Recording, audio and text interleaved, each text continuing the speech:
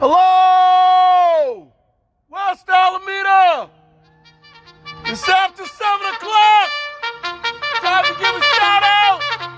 Thank you! After 7 o'clock p.m. time to give shout out, it's 7:05 p.m.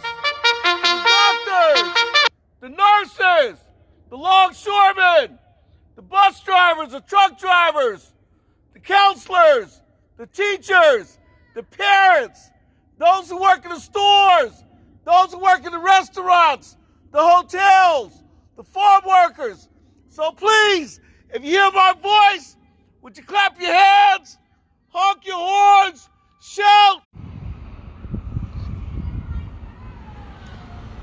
Hey, what's going on?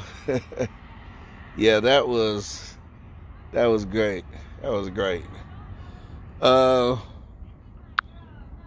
And let me blow my horn one time. My neighbor was complaining about the horn and the whistle, but since I figure I only blow it one time, she can't complain about that. There. One time. Yeah. If that bothers her, I'm sorry, but hey, I'm not even out here that long. So, everybody, it's a good day. Hey, Tamara. Hey, Brenda. What's up with it? How you doing?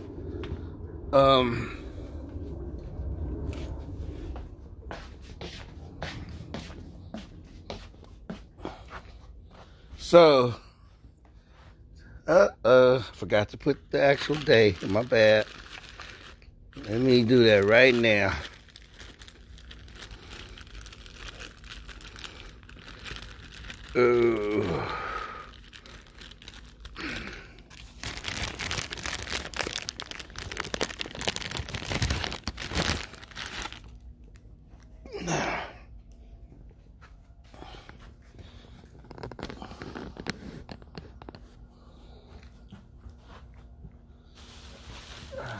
I had everything else, y'all. I just forgot to put the actual day.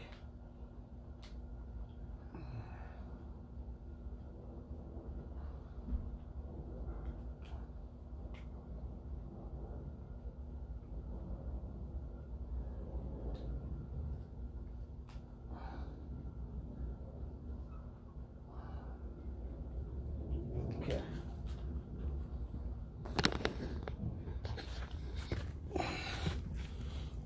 Yeah.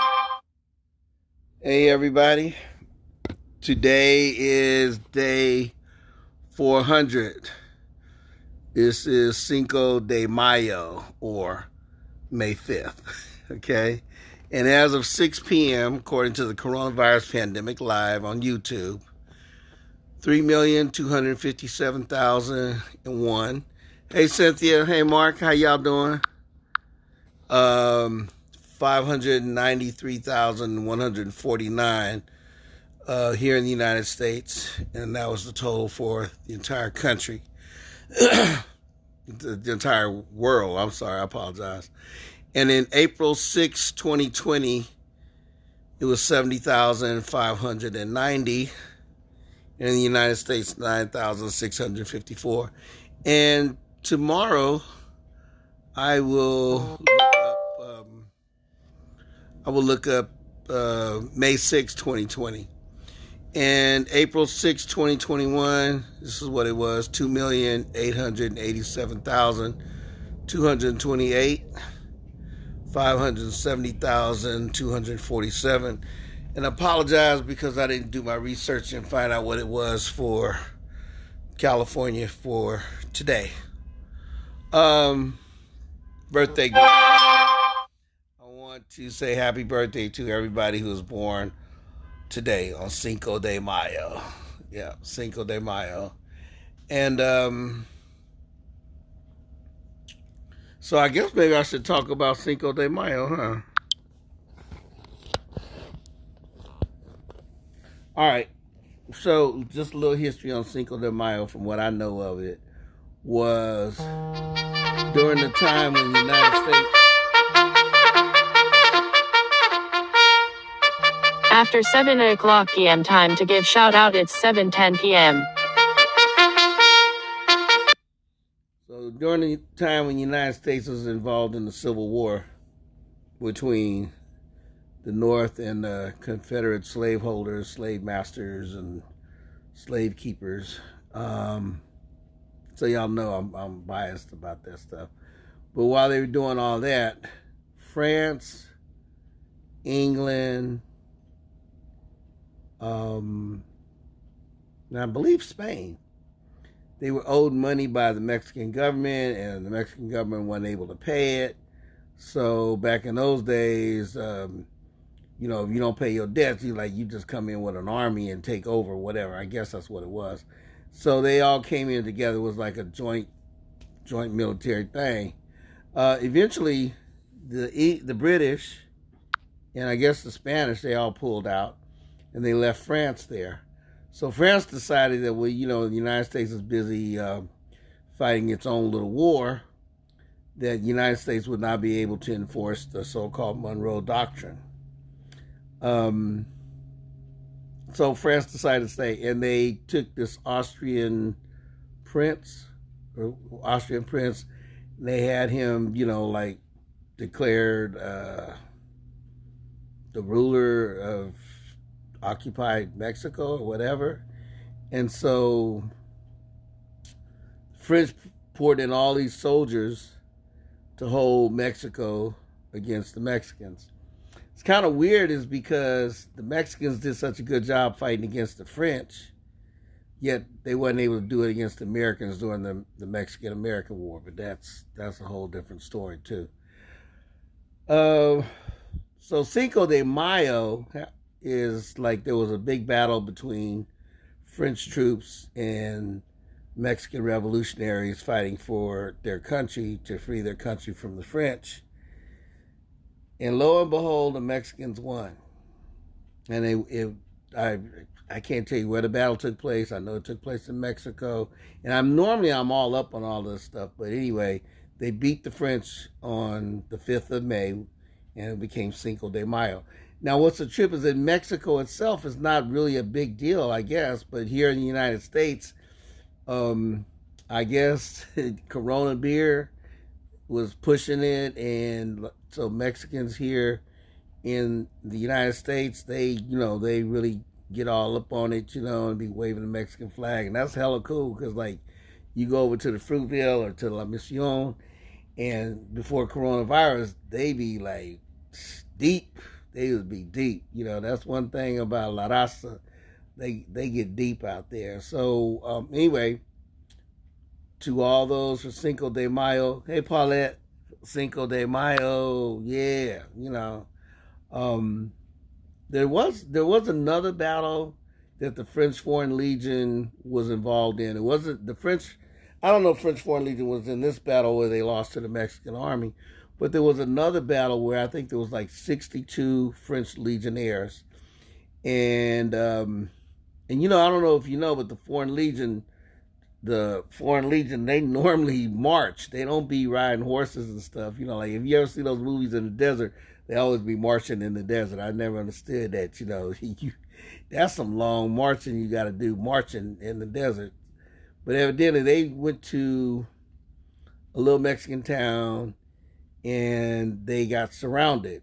I believe it was 62 French Foreign Legion soldiers, and maybe I would imagine at least 1,000 Mexican revolutionaries, and they surrounded the town. Eventually, all the legionnaires was forced to be inside this building, and they fought it out with the Mexicans. Foreign Legion, even though it's French, a majority of the Foreign Legionnaires were German, Belgium, whatever nationality or whatever. Everybody had to learn to speak French. Even today in the French Foreign Legion, you have to learn how to speak French. And so at the very end of the Foreign Legion, they ran out of bullets. They had no more bullets left. And everybody was either dead or wounded. And their captain, I believe his name was Danjou, he was dead. And so the Mexicans, they were so impressed with how the French Foreign Legion had fought them for so long, because what happened was the Legionnaires, they said, okay, we're going to, there's only 5 of us left, fixed bayonets, we're going to charge out there and charge the Mexican army that's out here, and we're going to charge them and we get killed, and that's it. That's what we're going to do. But before they were able to do that, the commanding officer of the Mexican army put up a flag of truce.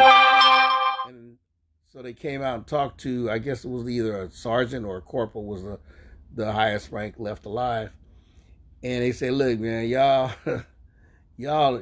we are impressed with your bravery and how much you did up here. And so, we willing to let you and your wounded leave out of here. And they said, man, we're not giving up our guns. He said, no, you ain't got to give up your guns. We just want you to, we'll give you safe conduct. So that's what they did. And to this day, Cameroon, that's the name of it, Cameroon. I think that's the name of the town. So to this day, the French Foreign Legion celebrates what happened at Cameroon. In the Captain Danjo, I think his arm or his hand, they preserved that and they got it in a case where, every day on Cameroon they celebrate what the Foreign Legion did. So that's just a little tidbit of information, But hey, so Cameroon, French Foreign Legion, Cinco de Mayo is today. Happy Cinco de Mayo. Que viva Cinco de Mayo. And this is not Mexican Independence Day. Mexican Independence Day is actually, I believe, September the 16th, and I could be wrong, but I believe it's September 16th. And if anybody says I'm wrong, let me know, and I'm wrong, But to my knowledge and understanding, I believe it is September 16th. Okay, so Cinco de Mayo, that's good. Now, my shout out today is I want to talk about this movie that I saw on Prime Amazon. It's called American Skin. I believe it's a movie that Spike Lee had something to do with putting it together. I should have looked at the credits. See, sometimes I get so impressed with something, I don't do all my homework, and I should have done my homework. But I just have to tell you about this movie. Those of you who know me, you know that I'm always talking about, how the police is this and the police is that and how they kill, unarmed black and brown men. And it's on record how many, innocent black who have no weapons, who haven't done anything, are killed by the police. And I've always talked about that. Now, those who are killed by the police in the act of a crime, they got a gun and they're up there shooting up people, or they're robbing a bank, or whatever it is they're doing, and the police have to have a shootout with them. I know it sounds cold, but I don't have a problem with that, because, if you got a gun and you shooting at the police, then that's what you got to go through, and you got to take your chances when you do that. But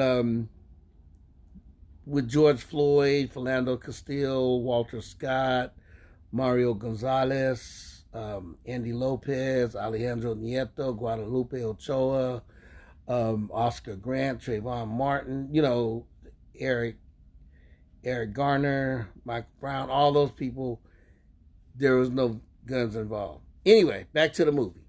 Look it up. It's on Prime Amazon. It's called American Skin. I like that movie. It's really a good movie, because I've always liked movies that show both sides of the story, or where you can see both sides. Like,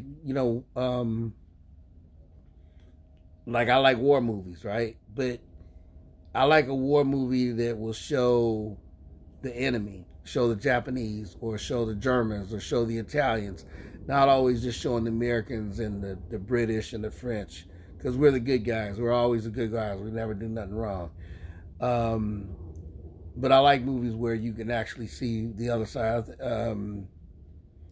Was this movie All Quiet on the Western Front? That was actually an anti-war movie, but it was a great movie because it showed everything from the German side. So American Skin, it is about a white cop killing a 14-year-old black boy, black young man in front of his father. And so it shows everything from his eyes, from the perspective of the father. And then later on, and I don't want to, ruin the movie for you so you get a chance to look at it. And later on in the movie, then we see things from the perspective of the cops. You get a chance to hear how the cops feel, or how the police, why they feel the way they are, or the whole thing. So I highly recommend that movie. Go see it. It's called American Skin. Prime Amazon. That movie, cool. I'll let y'all in a little secret. I had a little tear drop. Just a little tear. I had a little tear. Yeah. It was one of those kind of movies where I teared up. I ain't even gonna lie. Man, I can admit that I cried a little bit on the movie. I did. I'm not gonna tell you where I cried, but I did. So it is what it is. Y'all think I'm a punk for crying, so be it. I'm not worried about it. I'm comfortable.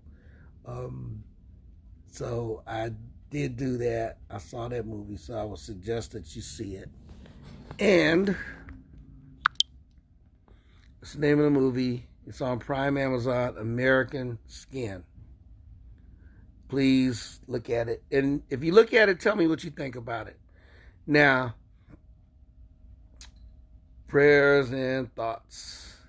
I kept the same thing on here for the last 2 days, and it's the third day doing it.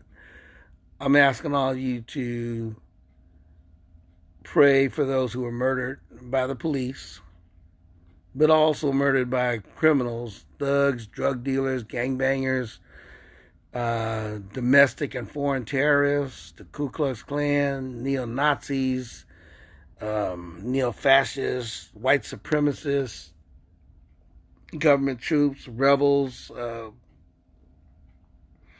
don't know, anybody else, people who died because of somebody else's stupidity. Maybe somebody ran a red light and somebody else died because of running a red light. Maybe somebody was drunk or high and they ran into a car or ran over somebody walking in an intersection or something like that. So that's somebody died because of somebody else's stupidity. Yeah, and so I ask all of you, keep them in your prayers and your thoughts.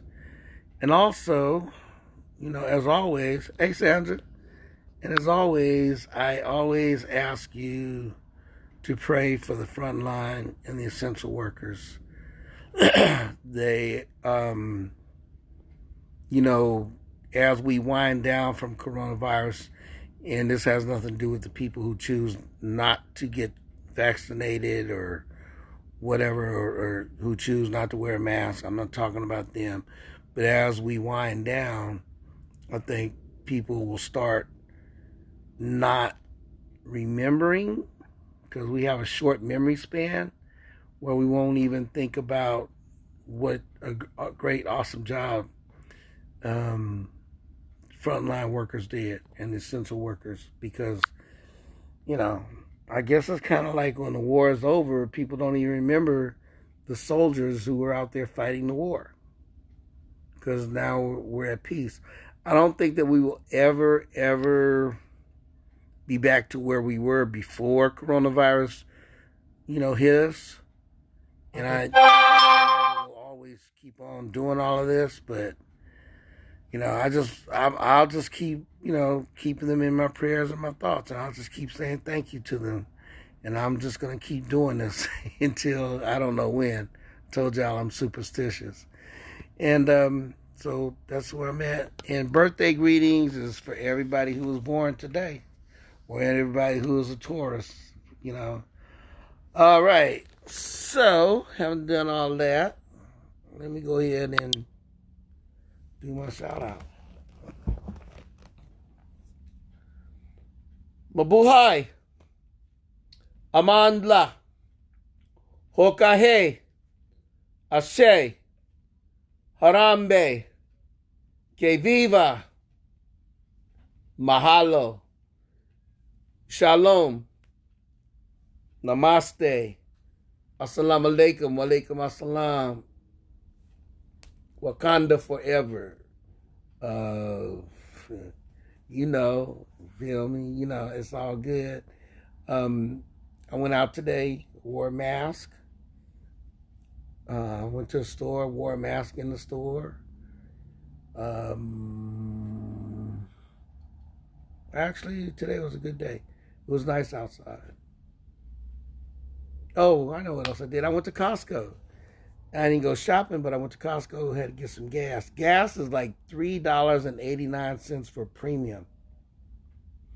And then if I had regular, it would be $3.50. You know, gas keeps going up and up and up. And last year at this time, gas was cheap. I think that's what I'll do.